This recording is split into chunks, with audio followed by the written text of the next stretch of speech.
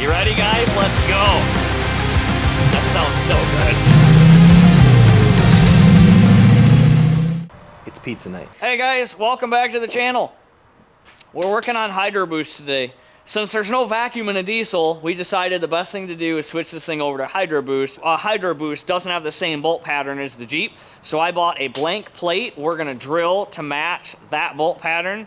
Gonna get this mounted on the hydroboost, press the studs in from the current hydroboost, which is from the van, and get it mounted up. Because then we have to figure out how far we need to move the ABS module to be able to fit the massive master cylinder.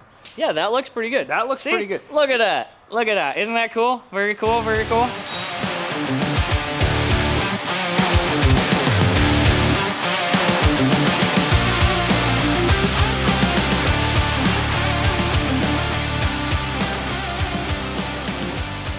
Does that help when I do that? Rocket. Oh, dude, it helps so much. We need someone willing to clean our shop. If you know anyone, let us know. We obviously aren't going to do it. Just figured we'd see how good AJ did at marking these holes. Yeah, it might just work. Oh yeah, that one is. See, AJ wasn't completely wrong. That hole is oblong. We're going to blame him, though. Okay, so it goes on the firewall like this. This little tang goes to this side. Let's see if it fits. Oh, it's too tight. So stand by.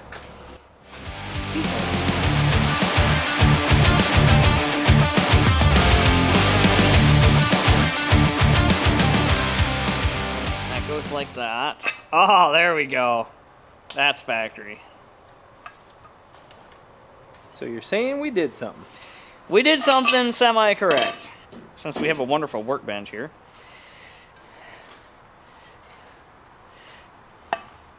Let's see here. That goes like that. And that goes like that.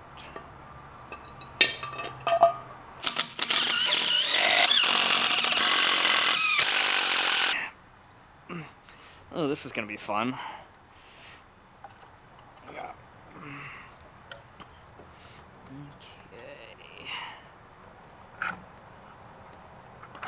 There we go. Kind of like it was supposed to go. Now, before we tighten them all up, we need to see how this is going to work inside. I don't know if the push rod has the right diameter center hole. I don't know if it's the right length. We don't know any of that. We're just kind of taking it as it comes. So let's check that out. All right. So we put this in, and this rod is too long, which is fine. I'd rather have too long than too short. So what we're going to do is we're going to cut it right here. We're going to put this back in. We'll kind of fine tune the length, and then we'll weld it together and try it again. But everything is going to plan so far. Tim, would you say that's going to be a spot weld or like a full weld? Or are they any different in your mind? So we will tack it, and then we will do a full weld. Thank you for clarifying that, AJ. So I should have looked at this before. It's not really that big of a deal. This is for the van hydroboost, and this is for the Jeep. So the diameter of the shaft is perfect. So what we're going to do is we're going to find the length of this. We'll weld it together. Well, not weld these together. Weld this to the hydroboost. Good for AJ's first time. Yeah, you gotta start somewhere.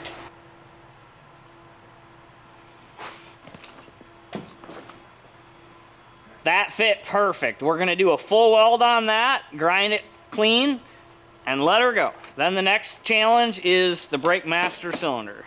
All right, so what we're doing is we're gonna modify this master cylinder to work with a hydroboost. I don't know if it's gonna work, but the reality is this is getting thrown away anyway. So if it doesn't work, we're not really out anything but a little bit of time, but it would be sweet to use this master cylinder.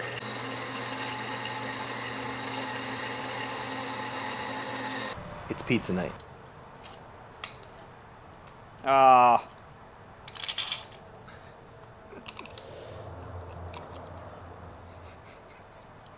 I know you really can't see anything.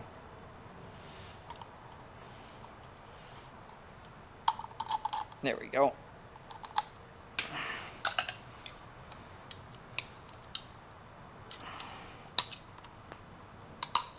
Well, guys, that turned out even better than I expected. So we used the hydroboost from the van, 06 Chevy Express 3500. We shortened the push rod from the van, And then I started looking and realizing, man, the factory master cylinder is like this big. It's massive. And I'm like, then I know for sure I have to move the ABS module. So I thought, what the heck? It can't hurt to modify this brake master cylinder to fit it. Just a little bit of modification and it fits. It just touches the connector for the ABS module. I mean, it's a little snug, but it fits. I didn't even have to move the ABS module. I'm so excited. We've got hoses ordered, the power steering, the pressure lines. So next time I'll have those made. Maybe we can start this and see if we got power steering and brakes. But that is so exciting. I've been dreading this. I thought it was going to be a massive job. And although it took some modification, it worked really well. Super excited about that. All right, here is the hydroboost all hooked up. The lines aren't tight yet. I had this line made uncrimped because it's a 90-90. And if you don't clock it before you crimp it, you'll never get it on. So I had them just crimp the bottom side. I got this where I wanted it. We'll mark this. We'll have that crimped. But that turned out really nice. The only other thing I have to do is the supply for the brake fluid to the clutch master cylinder. The brake pedal hooked up really nice. Super happy about that. One more thing checked off our list. Well, hello there.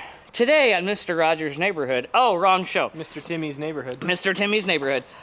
Overall, we're doing little bits every day, but each one of these projects is a big accomplishment considering we're fabricating everything. So this is really going slower than I had hoped, but we're doing more than I thought we were going to have to do, and it's just turning awesome. Like, we're so excited to drive this thing. Today, the focus is get the stance right. So we kind of got a list to the right. We don't know exactly what spring it is because I've replaced all the springs. Could be the Jeep. Who knows? Maybe the frame's twisted. But what we're going to start by doing is we're going to take a half a ring out of the left front, which is the highest corner, and kind of bounce it and roll it and see how it makes it look. If that doesn't work, I'm not opposed to taking a half or a quarter ring out of the back left to get it back where it needs to go. I have no idea why it's doing what it's doing, but we are going to make it right. Once we get the stance right, we can start putting the front end back together. We've got the track bar bracket for the back. We can get on there. Drive shaft. I shortened my drive shaft, and I got a yoke to go into this end, so we just need to put it in the lathe, get it true, kind of test it, and then we have a drive shaft. So we're going to jack this up, take the wheels off, going to pull this spring out, cut half a ring off it, and see how this thing sits. Maybe it'll be perfect, and we can move on to the next thing. Take a look at that. It's level. And when we measure in the wheel well, which is not the right way to measure, but when we measure from here to here, it's 11 inches all the way around, almost perfectly. And I did actually measure from the spring perch down to the axle, and we're so close. I think it looks great. We'll definitely have to go a size or two up on the tires to make it a little bit nicer, but it still looks really good. So we're going to go ahead and get everything buttoned up. We already adjusted the track bar to get the axle more centered underneath the Jeep. Going to get the sway bar links hooked up, get all the bushings tightened up, get all the bolts tightened up in the front end, and move to the back. I got this bracket here from JKS. I've been pretty happy with their stuff. And it looks like it goes something like that. Yeah, there we go. And so that raises the track bar to be more level, which the track bar is not in right now. It says it's good for 4 to 6 inch lift. We got a 6 inch lift. It had like a 2.5 or 3 before, and it was straight. So we should be in pretty good shape. But not used this before. We'll find out.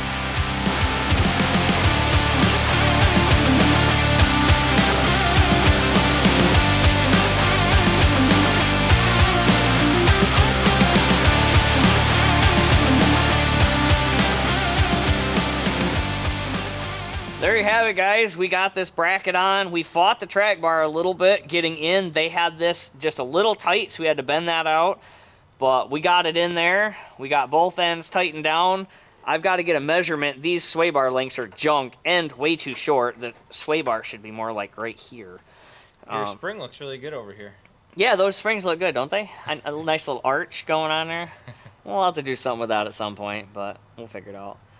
At least we're almost to drivable. We'll hook our brake calipers back up because those aren't doing us any good.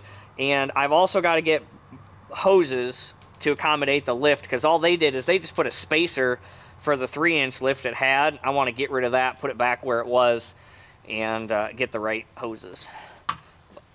But, Progress is progress. We're that much closer to driving. We went in and got the last crimp done on our high pressure power steering line. So that's all done. That one right there, yep. And all the lines are tight. We got a clamp on that return line. And what we're doing, because our power steering pump is at the exact same height as our reservoir, actually a touch higher. I don't know how well this is gonna work. We're hoping it works.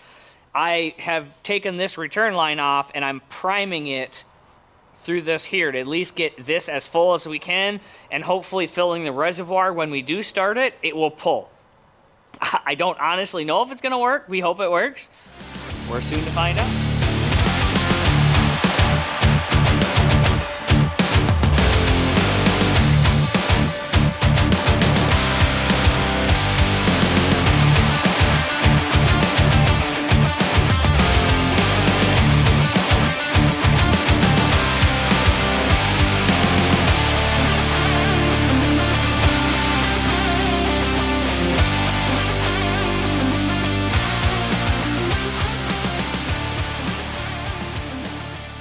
We need a TIG, guys, but the spool gun did it. It's not perfect by any means, but it is sealed. We'll get a TIG at some point, and then this will be the thing of the past, but it works. It didn't cost us anything. I'll just finish cleaning the goobers out, and that'll work. We'll just sit on the motor. The turbo comes out over here. We'll do the 180 into the intercooler, 180 into this. It's going to work out perfect. Nice scissors, aren't they?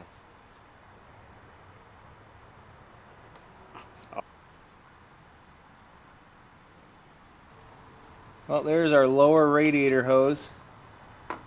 It's tight, but it works. So here's the top side of it, of what I just showed you from underneath. Looking pretty good. What size is that? 19 as well. Vice grips. That's what size that is. Look at these brakes. Those are awful. That really ticks me off about those ball joints. Tim's got bad ball joints. And they're new. That's the worst part.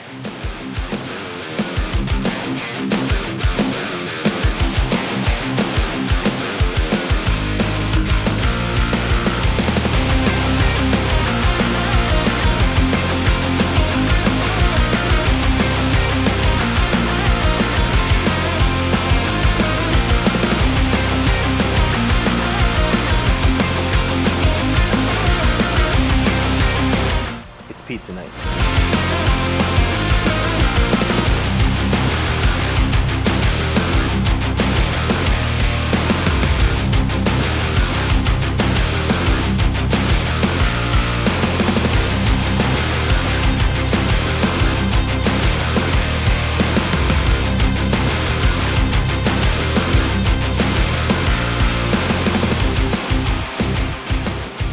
All right, so we finished up the rear. We got the, what was it, sway bar links, and then we got the brake hoses on. Brake hoses, yeah. We still got to do shocks back there, but we decided we don't have those shocks yet. We're not sure which ones we want to buy. So we just started mocking up our intercooler. This is our water to intercooler setup. Water to air intercooler. Water to air, excuse me. Yep. Anyways, so this is kind of a quick mock-up of it. We actually bump a little bit here and we bump a little bit here on the hood, but we have all this fabric that we might cut out. We're not sure. I keep telling Tim he just needs to get to go to a cowl induction hood. It'll look cooler. His wife will like him more. Anyway, so we got that kind of set up. I'll bring you in here in just a second. You can look at it. Also, it's pizza night, so be excited for that. Just in case you didn't already know.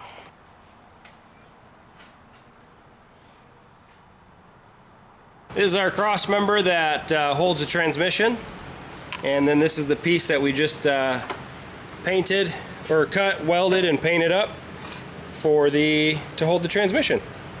So I think it looks pretty good, but that's just because I built it probably. So Tim might have other ideas. It's acceptable. And there's the cross member all bolted up. Looks pretty good. With our transfer case. And Tim anxiously awaiting to drive it. We need to drive this thing, guys. Let's get ready. Let's do it. We should probably have brakes first.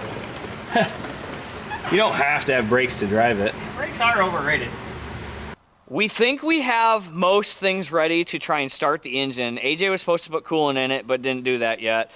But I believe we've got the wiring gremlins mostly taken care of. I have not gotten gauges hooked up to the dash yet for the temperature and all that. But we're getting really close to start. I want to make sure and see. We've got a couple lights on the dash, which we know we're going to have some. But the ABS light and the traction control shouldn't be. So we're just going to make sure everything is good electronically, both on the Jeep ECM and the Duramax ECM. Going to get a little bit of coolant in it, see if we got leaks, and then we're going to give this thing a start. All right, quick update. We are so close to being able to drive the Jeep. We just welded up the drive shaft ourselves. We didn't take it to any shop. We cut it and welded it ourselves. We got our own dial indicator. Just to figure out, make sure it's really centered, all that stuff. So we've got coolant. We've got to, we've got to add transmission and transfer case oil. And once we have all that in, we actually are going to drive this thing around the yard, maybe out on the road. So the only thing stopping us is the fill plug on the transfer case. So as stupid and annoying as it is, we are trying to get that out. Once we can get that out, then we'll be able to fill it up and drive this bad boy. But we are excited. We have been waiting like 8 or 9 months for this. Tim, you excited? Oh my gosh. All right, so we got the fill plug out. Praise the Lord, that was awesome. That was a little bit stressful, just because we want to drive. Tim is now filling up the transfer case. And did you get the transmission? No, you're going to fill the transmission. Oh, apparently I'm going to fill the transmission. So we'll get those two things filled up. There's a mouse right over there. Oh, I don't know if you'll be able to see it. Nope, he went behind that little white wall. Oh, there he is. I don't know if you saw it or not. It's important. Anyways, we're going to fill up transfer case, transmission. We're going to start this thing and drive it around. We're trying to get this shifter to work. The problem is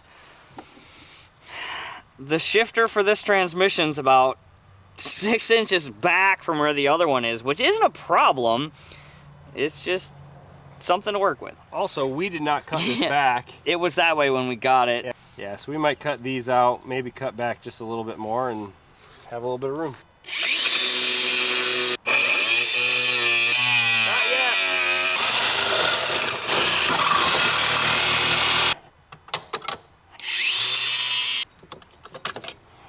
That's what we're going for. Let's see if we can get that shifter to work, and then we'll end up just covering this round portion right here. But I can make that shifter come out. The other shifter was way offset back. So we fill this in and we can make it come out almost the same place in the boot it was, and you never notice the difference. Ugh. Oh my gosh, I'm so excited. Is it gonna start? Is it gonna run? Is it gonna move? Let's hope so. Dude, that clutch feels good.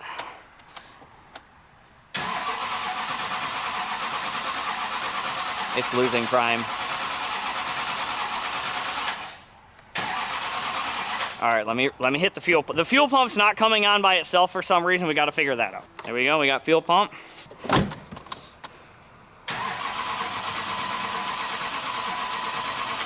Why are we not starting? All right, so she's running. This will be the first time trying to put it in gear. We don't know if the clutch is working right or not. Oh my gosh. It moved.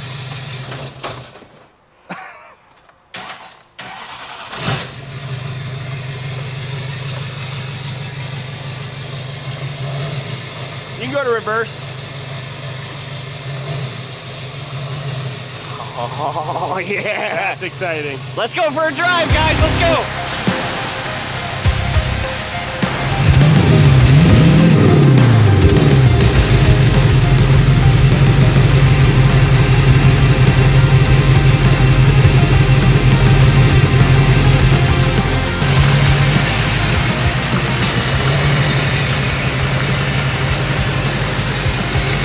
You ready, guys? Let's go. That sounds so good.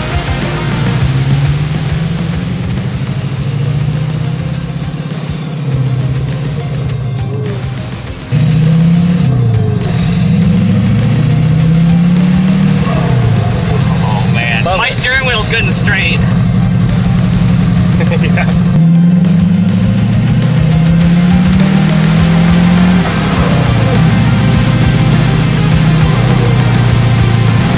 Yeah, we're losing prime.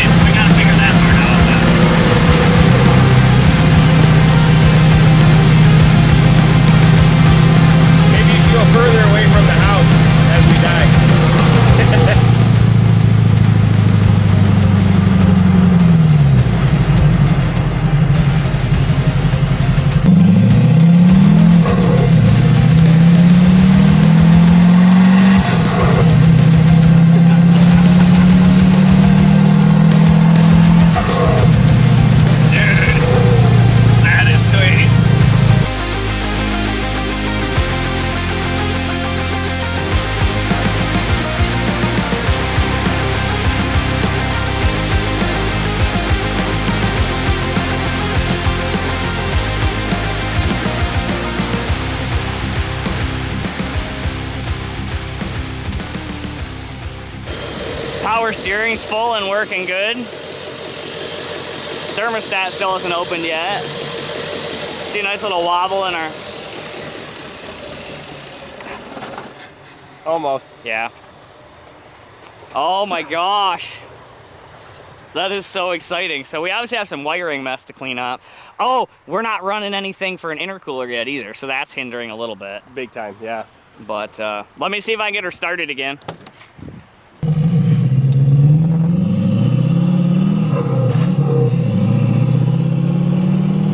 Yeah, we're clearly sucking air somewhere because we turn the fuel pump on and we're running good. Not showing any boost though. All right, a small bug to work out, but this is nothing. It runs and drives great aside from running out of fuel. And it sounds so good. Exhaust will be nice. There's no clamps on most of the fuel lines right now, so that's probably not helping either. Dude, that was so much fun. Aside from getting some air in the fuel, everything else worked perfect. Got to get the steering wheel straight. We got to get all this done for the center console, but if that's the only thing we have to worry about, that is a score and a win. So much fun. We're going to see if we can figure it out. We'll try and take it for a drive again, but oh, Dude, man. she's fast. Yeah. Dude, I mean, it moved. Yeah. I mean, obviously. And this is derated at 250 horse. Right. That's way better than the 3.6, even, you know, the diesel factor and all that. Right. Let's see if we can figure out what that fuel leak is. We'll take it for a drive again. That was so much fun. I mean, there's nothing that is better than driving a Jeep and hearing the sound of that turbo. It's amazing. It would have been better if we didn't run out of fuel, and we didn't run out of fuel. My straw idea for the tank just didn't work. There's something in there, whether it's a design flaw or the whole idea is junk, I don't know.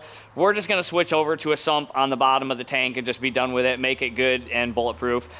When I had my scanner hooked up, I noticed that we weren't getting any boost, and I realized when we made our intake 90, I did not put the barometric sensor in. So we're gonna pull that intake tube off and put a barometric sensor in there, get a sump for next week. But overall, that is a win. That is so exciting. Man, I'm ready to drive this thing every day. Doors off. We do have to do an exhaust system. It's right off the downpipe right now.